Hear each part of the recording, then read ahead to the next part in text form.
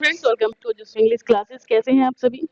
तो शुरू करते हैं आज की क्लास को। गाइस, बिना देर किए लाइक कीजिएगा, शेयर कीजिएगा वीडियो को ज़्यादा से ज़्यादा और सब्सक्राइब कर लीजिएगा पहली बार चैनल पर विजिट कर रहे हैं। ठीक है, तो प्रैक्टिस सेट हमारा तैयार है बेहतरीन क्वेश्चंसों के साथ आपके सामने। और पीजीटी के लिए है, टीजीटी के लिए, सभी चीज़ों के लिए इंपॉर्टेंट है लाइक गाइस। और बस शुरू करते हैं ना। तो देखिए, पहला question, which of the following word is miss spelled? इनमें से गलत शब्द कौन सा लिखा हुआ है, ये बताना है आपको। यस, तो देखिए यहाँ पर जो आपका ऑप्शन सी है, आई थिंक ये आपका गलत है, क्योंकि सेलिबेसी में क्या होता है? सेलिबेसी में आपका CELEBACY होता है। ठीक है, और फेटलिस्ट ठीक है, बाकी सभी ठीक है हमारे पास। Second question, which word is misspelled? ये भी 2003 में आया हुआ क्वेश्चन है। तो अपोजिट, जीलस, रेटोरिक, एम्पिरिकल, तो कौन सा गलत हो जाएगा? तो देखिए, रेटोरिक गलत है यहाँ पर, रेटोरिक आपका गलत है। रेटोरिक की स्पेलिंग होती है RHY।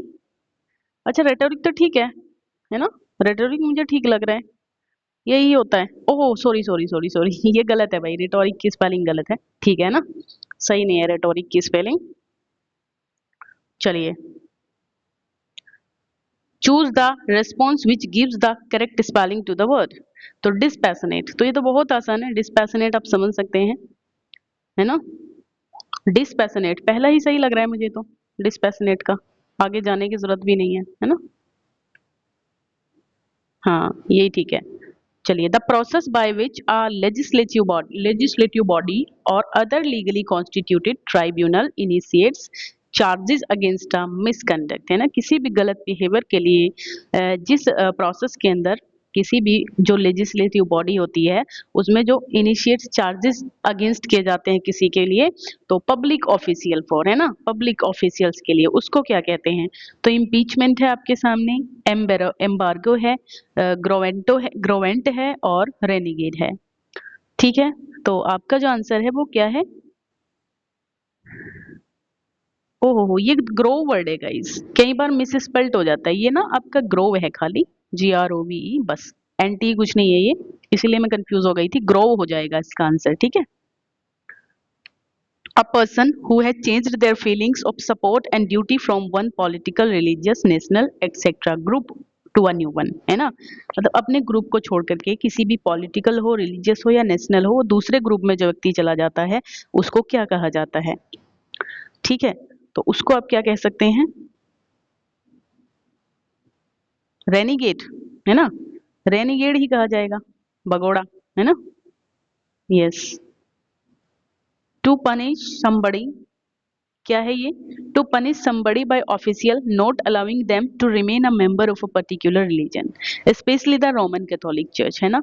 पनिश किया जाता है किसी व्यक्ति को और उसको जो है मेंबरशिप उसकी ले ली जाती है, तो उसको क्या कहा जाता है? एक्सकम्युनिकेट, अच्छा, evangelise and baptise and elocution, क्या हो जाएगा आपका आंसर? यस, तो इसमें आई होप आपका आंसर है यस, एक्सो, बिल्कुल ठीक है, ये पहला वाला मुझे सही लग रहा है। देखिए इसका मतलब क्या रहता है ना, और यस यही हो जाएगा।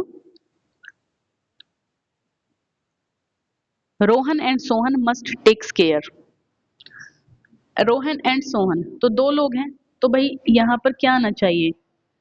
ओहो हो यहाँ पे सभी में मैं आपको फिलअप देना भूल गई हूँ। देखिए यहाँ पे आपका फिलअप है, ठीक है, जहाँ पे मैंने यहाँ ग्रीन मार्क किया है, यहाँ आपका फिलअप है। बताइए क्या भरेंगे आप इसमें?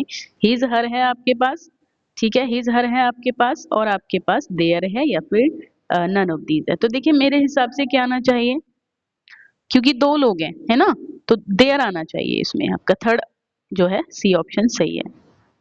यहाँ पर भी यही चीज हो गई, इसमें भी कहाँ फिलअप है आपका?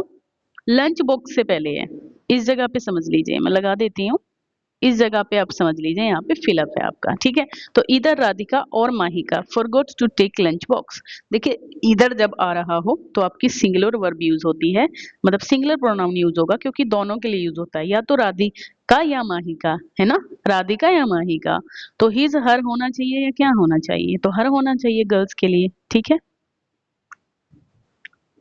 Neither Rajput nor Rohit has done, फिर से वही आ गया, इसमें आप यहाँ पे फिलअप लगा सकते हैं। डन क्या आएगा? हिज हर देयर, है ना। देखिए इसमें भी नहीं, इधर और हो या नीदर नोर हो, प्लूरल आपका प्रोनाउन कैसा होगा, यहाँ आप लगाएंगे दोनों के लिए तो हिज हो जाएगा, क्योंकि रजत है और रोहित है तो दोनों बॉयज हो गए। तो यहाँ आप लगा देंगे इसमें क्या, हिज का यूज ज्यादा मेरे हिसाब से सही रहेगा। ठीक है, यस। चलिए आगे। The principal and teacher is careless of, फिर से वही आ गया, यहाँ पे आपको फिलअप देना है। The principal and teacher is careless of his duty या हर ड्यूटी, क्या हो जाएगा, केयरलेस ऑफ हिज ड्यूटी, बताइए।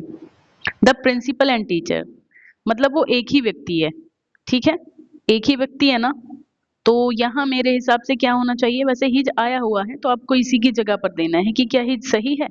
भाई प्रिंसिपल अगर दोनों के आगे दी होता, मैं बता दूं आपको, अगर यहाँ भी दी लिखा होता तब आप समझते ये दो लोग हैं, अगर हिज ड्यूटी लगा है तो ये बिल्कुल ठीक है क्योंकि वो एक ही व्यक्ति है। ठीक है, तो इनमें से सही रहेगा यही वाला हमारा, हिज ही हमारा करेक्ट है। Every teacher and student place, है ना, एवरी टीचर एंड स्टूडेंट, यहाँ पर आपका स्टूडेंट के बाद आना है, स्टूडेंट के बाद आपका आना है फिलअप। ठीक है, ये आपका फिलअप है यहाँ, करेक्ट।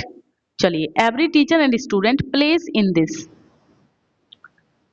प्लेस, ये थोड़ा आगे पीछे भी हो गया क्वेश्चन मेरे हिसाब से, ये आपका हो जाएगा इन दिस प्लेस। बताइए, प्लेस आपका यहाँ है, in this place, every teacher and student in this place. बताइए, has, sorry, was, will, were, shall, बताइए क्या होगा इसमें, तो ये ए हो जाएगा, वॉज। एवरी टीचर है, एवरी एंड स्टूडेंट है, तो एवरी आया है तो सिंगुलर सब्जेक्ट रहेगा आपका, कोई दिक्कत नहीं है इसमें, है ना। चलिए अब आगे। अ variant of the historical novel which incorporates not only historical characters and events but also reports of everyday events in contemporary newspaper, तो इसको आप क्या कहेंगे, इसको आप कहते हैं डॉक्यूमेंट्री फिक्शन। क्या कहेंगे, डॉक्यूमेंट्री। देखिए एक बार क्वेश्चन और पढ़ लीजिए, अ variant of the historical novel which incorporates not only historical characters and events but also reports of everybody events in contemporary newspaper, तो इसको आप कहते हैं documentary fiction. In such work story of actual people and actual events are told with the dramatic techniques of a novel. The American writer Truman Capote claimed to have invented this genre with his book In Cold Blood 1965। बताइए इस book में इन्होंने इसका जिक्र किया है, किस तरीके के नॉवल का, किस तरीके का नॉवल है ये, तो देखिए आपका नोटिफिकेशन नॉवल है, समझ रहे हैं, नोटिफिकेशन नॉवल। इसमें क्या होता है, एक such work of actual people होते हैं, एक्चुअल इवेंट्स होती है, कोई भी ले लेते हैं, उसी के ऊपर इसको जो है उसी के बेस पे बनाया जाता है। तो the American writer Truman Capote claimed to have invented this genre, तो इस जॉनर को किसने इन्वॉल्व किया है, तो आपका हो जाएगा non fiction, non fiction novel कहा है, non fiction novel. A genre of writing that uses literary styles and techniques to create factually accurate narratives। क्या कह रहा है, a genre of writing that uses literary styles, है ना, और techniques to create factually accurate narrative, इसको क्या कहा जाएगा, तो ये हो जाएगा क्रिएटिव नोटिफिकेशन। ठीक है, नोटिफिकेशन निकल जाता है मुंह से, सॉरी गाइस, नॉन फिक्शन है ना, क्रिएटिव नॉन फिक्शन कहेंगे आप इसे। A genre of television and film which features dramatized reenactments of actual events. It is described as a hybrid of documentary and drama and a fact-based representation of real event। तो एक बार और इसको पढ़ लेंगे आप अगर आपको क्वेश्चन क्लियर नहीं हुआ। A genre of television and film which features dramatized reenactments of actual events. It is described as a hybrid of documentary and drama and a fact-based representation of real event। इसको आप क्या कहेंगे, ठीक है।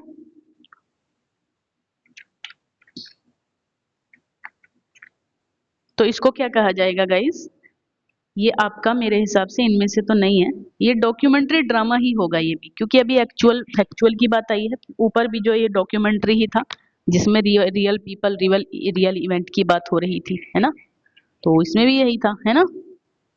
चलिए a fiction that is set in a recognizable region, किसी भी recognizable जाने माने रीजन के अंदर, and which describes features distinguishing the life, social relations, customs, language, dialect और other aspects of the culture of that area, उस area की ये सभी चीजें, एंड इट्स पीपल और यहाँ के पीपल। तो इस तरीके के नॉवेल्स को आप क्या कहेंगे? इस तरीके के नॉवेल्स को आप क्या कहेंगे? तो ये आपका रहेगा भाई, कैसा नॉवल रहेगा ये भी आपका डॉक्यूमेंट्री फिक्शन होता है। अच्छा अच्छा अच्छा, यस, रीजनल हो जाएगा ये तो, है ना? रीजनल, रीजनल होना चाहिए, है ना, क्योंकि रीजन की बात हुई है इसके अंदर। चलिए, हो गया ये भी, है ना? अच्छा, इसमें देखिए अब आप, A fiction genre in which magical elements blend to create a realistic atmosphere. Magical blend जो होते हैं एक realistic atmosphere को create करते हैं, that accesses a deeper understanding of reality. The story explains these magical elements. बहुत थोड़ा थोड़ा सा अंतर है इन सभी चीजों में, जो भी आपने 4-5 क्वेश्चन पढ़े हैं अब तक, इनमें बहुत थोड़ा थोड़ा स्लाइड सा डिफरेंट है। The story explains these magical elements as normal occurrences presented in a straightforward manner that places the real and the fantastic in the same stream of thought. तो इसको क्या कहा जाएगा? ठीक है ना? तो ये भैया आपका हिस्टोरिकल तो नहीं होगा, डॉक्यूमेंट्री भी नहीं, ये मेटाफिक्शन होता है। ठीक है, मैजिकल इसमें थोड़ा सा और एग्जैगरेट करके दिखाया जाता है। The term magical realism was first used by the German poet philosopher in 1798 to refer to a true prophet or an isolated being who cannot be bound for or by ordinary human limitations. तो बताइए इसको, ठीक है, कौन थे ये? Novelist फ्रेंजरो, Mario डे, एंड्रिक। ठीक है, इसमें क्या आंसर आपका बनेगा?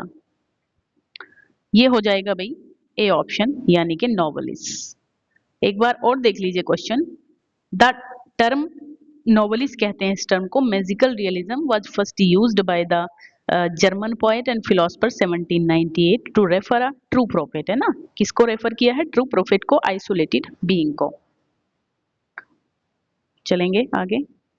अ performance convention in which an invisible imaginary wall separates actors from the audience, मतलब एक इनविजिबल होती है, वो दिखती भी नहीं है, इमेजिनरी वॉल होती है कैरेक्टर्स के बीच में, सॉरी स्पेक्टेटर एक्टर्स के बीच में, है ना? जो स्पेक्टेटर होता है देखने वाला और एक्टर होता है ना, फ्रॉम द ऑडियंस। तो उनके बीच में एक दीवार रहती है, लेकिन वो मतलब इमेजिनरी रहती है, इनविजिबल रहती है। तो इस परफॉर्मेंस को क्या कहा जाता है? ओके, इसको कहते हैं भाई fourth wall, the fourth wall. तो कहां पर है हमारे ऑप्शन? नीचे है द फोर्थ वॉल। ठीक है। In theatre occurs when an actor ceases to maintain the illusion, illusion भ्रम होता है ना, that they are identical with the character they are portraying, है ना? एक भ्रम पैदा हो जाए कि भाई क्या जिसका ये पोर्ट्रे कर रहे हैं, जिस कैरेक्टर को, क्या ये आइडेंटिकल कर पा रहे हैं उसको, तो इसको क्या कहा जाएगा? ठीक है, तो ये हो जाएगा ब्रेकिंग कैरेक्टर। कैसा होता है ये? Breaking character. ये मत सोचना आएंगे नहीं, क्वेश्चन कैसा भी आ सकता है आपके एग्जाम में। R dash is one in which the author incorporates personal experiences और projects into the narrative his और her personal disposition, judgements, values and feelings. तो इसको क्या कहा जाएगा? एक बार और क्वेश्चन पढ़ेंगे, क्या कह रहा है? A is one in which the author incorporates personal experiences, ठीक है, पर्सनल एक्सपीरियंस को इनकॉर्पोरेट करते हैं या फिर project into the narrative his और हर पर्सनल डिस्पोजिशन, जजमेंट और वैल्यूज और फीलिंग्स, जो भी ये सारी चीजें होती है किसी व्यक्ति की, उनके बेस पे होता है ये। तो इसको क्या कहा जाएगा? इसको आप कहते हैं भाई सब्जेक्टिव, है ना? सब्जेक्टिव ही तो कहेंगे, किसी सब्जेक्ट के ऊपर रहता है, उसी की फीलिंग, उसी की जो थिंकिंग रहती है, उसी की जो है सभी कुछ, है ना? एन इज वन, यहाँ पर इसमें फिलअप है, ठीक है। Is one in which the author presents the invented situation और the fictional characters and their thoughts. ठीक है, ये एक होता है, क्या होता है, जिसमें ऑथर प्रेजेंट करता है, इन्वेंटेड सिचुएशन को प्रेजेंट करता है या फिर फिक्शनल कैरेक्टर को दिखाता है, एंड देयर थॉट्स, उसके विचार, उसकी फीलिंग्स और उसके एक्शंस को दिखाता है, and undertakes to remain detached and noncommittal. ठीक है, इसको क्या कहा जाएगा, तो ये आपका हो जाएगा ऑब्जेक्टिव वर्क। ठीक है, सिचुएशन, यहाँ पे देखिए, यहाँ किसी व्यक्ति की बात हो रही थी, लेकिन यहाँ क्या हो रहा है, in which the author present the invented, ये इन्वेंटेड सिचुएशन होती है, एक सिचुएशन होती है, फिक्शनल कैरेक्टर रहता है और उसकी जो थॉट, फीलिंग एंड एक्शंस रहता है उसके ऊपर ये रहता है, तो इसको आप कहते हैं भाई ऑब्जेक्टिव। ठीक है, इसको आप कहेंगे objective work. Correct. The term which had been coined by the American painter and poet Washington Allston was introduced by T.S. बहुत आसान क्वेश्चन है, थोड़ा सा बड़ा किया है लेकिन आप इसको अच्छे से जानते हैं भाई। पहले इसका यूज किया वाशिंगटन आल्स्टन ने, इसके बाद टी.एस. इलियट ने इसको इंट्रोड्यूस करवाया सभी से, रादर कैजुअली इनटू ही, जैसे Hamlet in his Hamlet and his problems 1990। तो वो कौन सा होगा, इसको तो आप बहुत अच्छे से जानते हैं, ऑब्जेक्टिव कॉरेलेटिव।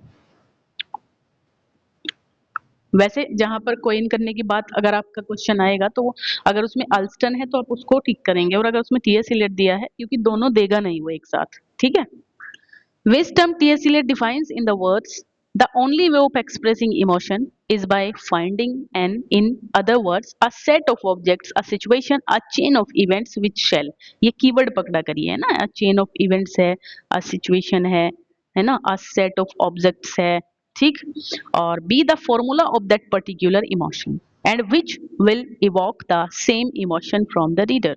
तो इसको आप क्या कहते हैं, ओके ये होता है आपका ऑब्जेक्टिव कोरिलेटिव। कोई दिक्कत वाली बात यहाँ पर नहीं है। ठीक है, objective correlative. poems that are written to celebrate और memorize a specific occasion, है ना, किसी occasion को celebrate करती हैं, such as birthday। देखिए ऐसे नहीं कि एक लाइन में आपका क्वेश्चन आ जाए, कई बार क्वेश्चन को बहुत घुमा फिरा के दे दिया जाता है, आप उसका आंसर जानते हो बट उसको इस तरीके से दे दिया जाता है कि आप उसका आंसर ना कर पाओ। क्वेश्चन आसान रहता है तो थोड़ा सा क्वेश्चनों को घुमा फिरा के अगर इस तरीके से आ रहे हैं तो उनसे बोर मत होना कभी भी, उनकी लैंग्वेज को समझने की कोशिश करिएगा, उनको टैकल करने की कोशिश करना समझ के साथ। ठीक है, पेपर में भी ऐसे ही करना है आपको जैसे आप यहाँ इसमें कर रहे हैं। ओके चलिए, तो देखिए इसमें ओकेजन हो जाएगी सच एज अ बर्थडे, जैसे मैरिज है, डेथ है, मिलिट्री एंगेजमेंट या विक्ट्री है, या फिर dedication for a public building है, या फिर opening performance of a play. इसको आप क्या कहते हैं, देखिए इसको कहा जाएगा ओकेजनल पोएम्स। तो आसान है ना, कुछ चीजें तो वर्ड पे ही बन रही हैं बिल्कुल। Which of the following ode has a complex stanzas pattern in sets of 3 moving in a dance rhythm to the left, ये समझ जाइए, देखिए लेफ्ट की तरफ हो गया, the chorus chanted the strophe moving the right, ठीक है, और एंटी स्ट्रोफी हो गया राइट में, लेफ्ट में स्ट्रोफी, राइट में जाना घूम घूम के डांस करके एंटी स्ट्रोफी, और जो स्टैंडिंग स्टिल फिर खड़े हो जाना जो क्या ई पोड। तो बहुत अच्छी है ये, पिंडारी कोड कहते हैं इसको आप। Which of the following is correct, तो देखिए यहाँ तो मार्क भी लग गया है ना, इसको तो आप ऐसे ही कर पाएंगे अभी, तो मार्क बी हो जाएगा इसमें, the poet and novelist is dead, क्योंकि एक ही व्यक्ति हैं दोनों। चलिए, give the right suffix for the word just to make it an abstract, इसको एब्स्ट्रैक्ट बनाने के लिए आपको, जस्ट वर्ड को एब्स्ट्रैक्ट बनाने के लिए आप किस सफिक्स का यूज करेंगे, है ना, जस्टिली, जस्टिफाई, जस्टिस या फिर जस्टिंग, तो जस्टिस हो जाएगा, है ना, जस्टिस ही तो आपका नाउन कहलाएगा, एब्स्ट्रैक्ट नाउन, है ना। चलिए, the plural of bureau, bureau का प्लूरल ब्यूरोक्स होता है, सभी जानते हैं। और कॉम्पैक्ट मीन्स क्या होता है, पुट टुगेदर, जैसे कॉम्पैक्ट होता है लेडीज का, ऐसे भी आ जाता है फेस पाउडर फॉर वुमेन, ऐसे मत कर देना, जैसे आप जानते हो 2 फेस पाउडर रहते हैं एक में, तो ये आपका सी रहेगा। ठीक है, She sang and danced happily. Identify the nature of the underlined word. तो अंडरलाइंड वर्ड है कौन सा इसमें, यही नहीं समझ आ रहा अभी तो। sang and danced है, ठीक है, कौन सा है भाई, sang and danced, ये है आपका अंडरलाइंड वर्ड, इसको बताना है कि इसको आइडेंटिफाई करना है। She sang and danced happily. ठीक है, क्या ये ट्रांजिटिव वर्ब है, इंट्रांजिटिव वर्ब है या फिर क्या है ये? तो देखिए आप अच्छे से जानते हैं यहाँ पर कोई भी ऑब्जेक्ट नहीं है, इसलिए इंट्रांजिटिव वर्ब हो जाएगा। तो यही थे गाइस आज के हमारे क्वेश्चन। मिलते हैं नेक्स्ट वीडियो में, तब तक के लिए बाय बाय, टेक केयर, पढ़ते रहिए।